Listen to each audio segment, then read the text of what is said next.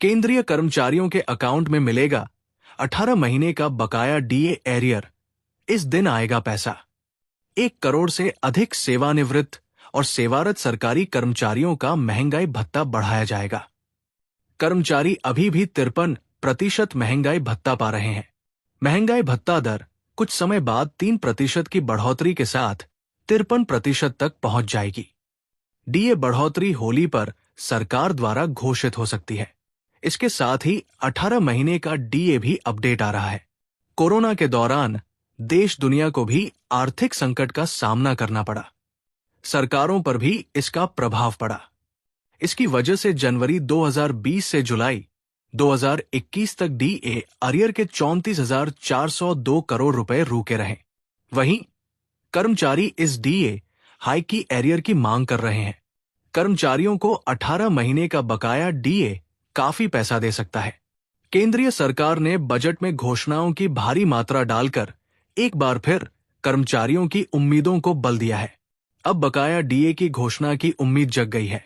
जैसे कि केंद्र सरकार ने सैलरीड पर्सन को 12,75,000 रुपए तक इनकम टैक्स फ्री और 8वें वेतन आयोग की अनुमति दी है। 18 महीने के बकाया डीए अरियर पर जनवरी 2025 की डीए घोषणा में शायद कोई महत्वपूर्ण बदलाव नहीं होगा। कर्मचारियों की उम्मीद है कि सरकार नए साल में कर्मचारियों को 18 महीने का बकाया डीए दे सकती है। 3 चरणों में शेष डीए। कर्मचारियों की मांगों के बाद भी सरकार ने बकाया डीए देने से पहले मना कर दिया था। कर्मचारी संघों ने सरकार से मांग की है कि उनके बकाया डीए अरियर अपडेट को 3 बार में खाते में डाला जाए, जो एक साथ सरकार पर भी बोझ नहीं होगा। 60% महंगाई भत्ता मिलेगा। 8वां वेतन आयोग मंजूर है। हालांकि कर्मचारियों को वर्तमान में 53% डीए मिल रहा है। साथ ही नवंबर तक एआईसीपीआई के आंकड़ों के अनुसार महंगाई भत्ता जनवरी 2025 में 56% बढ़ सकता है। साथ ही 8वें वेतन आयोग की सिफारिशें जनवरी 2026 में लागू होंगी, जिससे डीए 60% तक बढ़ेगा। साथ ही कर्मचारियों के लिए एक और बड़ी खबर निकल कर आ रही है। देश के लाखों सेंट्रल गवर्नमेंट एम्प्लॉइज और पेंशनर्स के लिए एक बड़ी खबर सामने आई है। सरकार ने 8th पे कमीशन को मंजूरी दे दी है, जिससे कर्मचारियों को उम्मीद जगी थी कि उनकी सैलरी और पेंशन में अच्छी बढ़ोतरी होगी। लेकिन ताजा अपडेट बताता है कि ये आयोग 1 सेंट जनवरी 2026 से लागू होगा या नहीं, इस पर अभी भी सस्पेंस बना हुआ है। क्या 1 जनवरी 2026 से लागू होगा नया वेतन आयोग? करीब 50 लाख गवर्नमेंट एम्प्लॉइज और 65 लाख पेंशनर्स के वेतन और भत्तों की समीक्षा के लिए गठित 8वें वेतन आयोग को लेकर अभी अंतिम फैसला नहीं हुआ है। इससे पहले 7th पे कमीशन की सिफारिशें 2016 में लागू की गई थी, जिसके बाद कर्मचारियों के वेतन में भारी वृद्धि हुई थी। हालांकि अभी तक सरकार ने आधिकारिक रूप से ये नहीं बताया है कि 8th पे कमीशन इंप्लीमेंटेशन डेट क्या होगी। कैबिनेट ने दी 8वें वेतन आयोग को मंजूरी।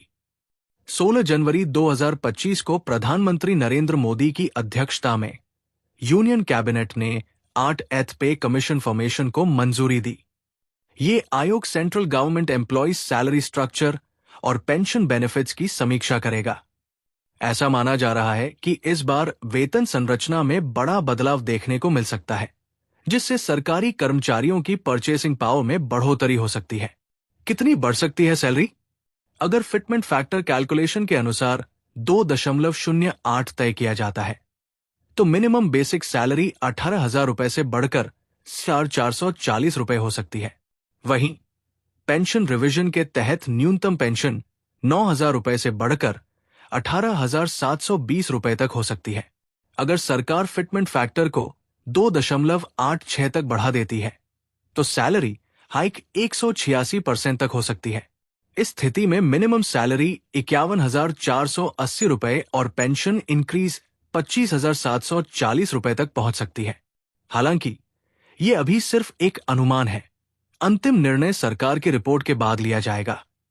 अब भी चल रहा है 7वां वेतन आयोग। सरकार समय समय पर पे कमीशन का गठन करती है, जो गवर्नमेंट एम्प्लॉइज सैलरी स्ट्रक्चर को अपडेट करने के लिए सिफारिशें देता है। फर्स्ट पे कमीशन 1947 में गठित किया गया था और अब तक 7 वेतन आयोग लागू हो चुके हैं। 7th पे कमीशन रिपोर्ट नवंबर 2015 में आई थी और इसे 2016 में लागू किया गया था। अब देखना होगा कि 8th पे कमीशन कब से लागू किया जाता है और कर्मचारियों को कितनी राहत मिलती है। केंद्र सरकार की मोदी सरकार ने 16 जनवरी को 8वें वेतन आयोग के गठन को लेकर बड़ी घोषणा की हुई थी। इस फैसले से केंद्रीय कर्मचारियों और पेंशन भोगियों को बड़ी राहत मिलने की उम्मीद है। इसके लागू होते ही कर्मचारियों की सैलरी में जबरदस्त बढ़ोतरी होगी, जिससे उन्हें महंगाई से राहत मिलेगी। ये कदम कर्मचारियों के जीवन स्तर में सुधार लाएगा। जानिए 8वें वेतन आयोग को लेकर क्या है सरकार का लेटेस्ट अपडेट। 8वें वेतन आयोग के तहत वेतन और पेंशन में वृद्धि। केंद्र सरकार समय समय पर कर्मचारियों के वेतन और भत्तों में वृद्धि करती रहती है। 8वें वेतन आयोग के तहत भी वेतन और पेंशन संरचना में संशोधन किए जाने हैं। इसके लागू होते ही कर्मचारियों के वेतन में बढ़ोतरी देखने को मिलेगी, जो उनके जीवन स्तर में सुधार करेगी। 7वें वेतन आयोग का कार्यकाल और 8वें वेतन आयोग की सिफारिशें। केंद्रीय मंत्री अश्विनी वैष्णव के अनुसार 7वें वेतन आयोग का कार्यकाल 31 दिसंबर 2025 को समाप्त हो जाएगा। इसके बाद 2025 में नए वेतन आयोग की सिफारिशों पर विचार किया जाएगा।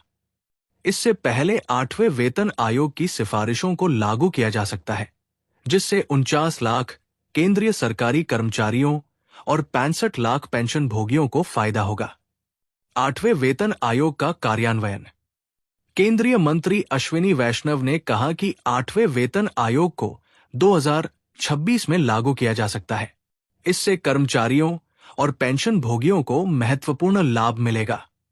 इसके अलावा 8वें वेतन आयोग के तहत भत्तों और पेंशन में सुधार किए जाएंगे, जिससे जीवन शैली में सुधार होगा। केंद्र सरकार महंगाई और देश की आर्थिक स्थिति को ध्यान में रखते हुए 8वें वेतन आयोग को लागू करने का विचार कर रही है। इस कदम से कर्मचारियों और पेंशन भोगियों की बढ़ती जरूरतों को पूरा किया जाएगा। वेतन में कितनी बढ़ोतरी होगी? 8वें वेतन आयोग के लागू होने से केंद्रीय कर्मचारियों का न्यूनतम वेतन 18,000 रुपए से बढ़कर 34,560 रुपए हो सकता है। इससे कर्मचारियों के वेतन में 92% तक बढ़ोतरी हो सकती है। पेंशन भोगियों के लिए भी न्यूनतम पेंशन बढ़ाकर 17,280 रुपए हो सकती है, जो महंगाई के असर को कम करेगी। फिटमेंट फैक्टर में बदलाव।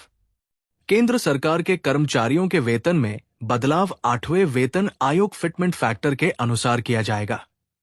पिछले 7वें वेतन आयोग में फिटमेंट फैक्टर 2.57 था, लेकिन इस बार 8वें वेतन आयोग में फिटमेंट फैक्टर 2.86 तक बढ़ाया जा सकता है, जिससे वेतन में वृद्धि होगी।